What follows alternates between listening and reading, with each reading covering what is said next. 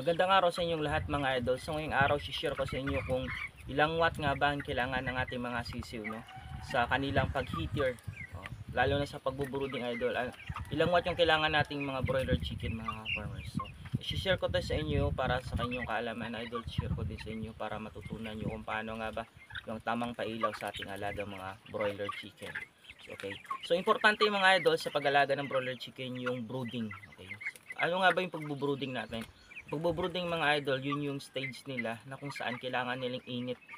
Okay? Kasi wala silang nanay, sisiyo pa sila. Kailangan nilang init ng katawan nila. Okay? Para hindi sila lamigin mga ka-farmer. So ang ginagawa natin, nabibili tayo ng pang heater sa kanila. Ano yung mga heater na ginagamit natin? Meron diyang mga uling.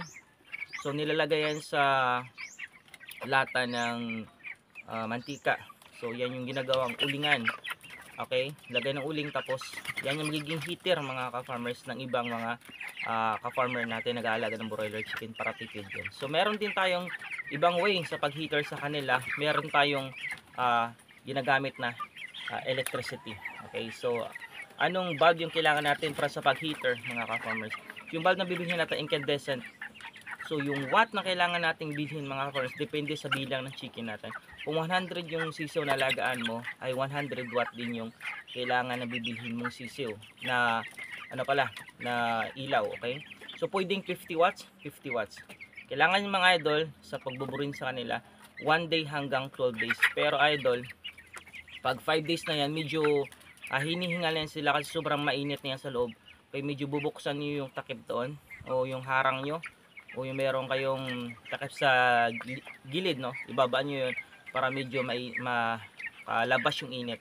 Okay, so hanggang 12 days lang naman idol yung ating pag-brooding sa kanila at saka ilaw ay hindi naman sobrang gamit na heater para sa kanila. Kasi pag tungtong yan ng mga 14 days hindi mo na kailangan yan sa araw. Kailangan mo nang patayin yung mga ilaw mga idol kasi mainit na yan sa kanila.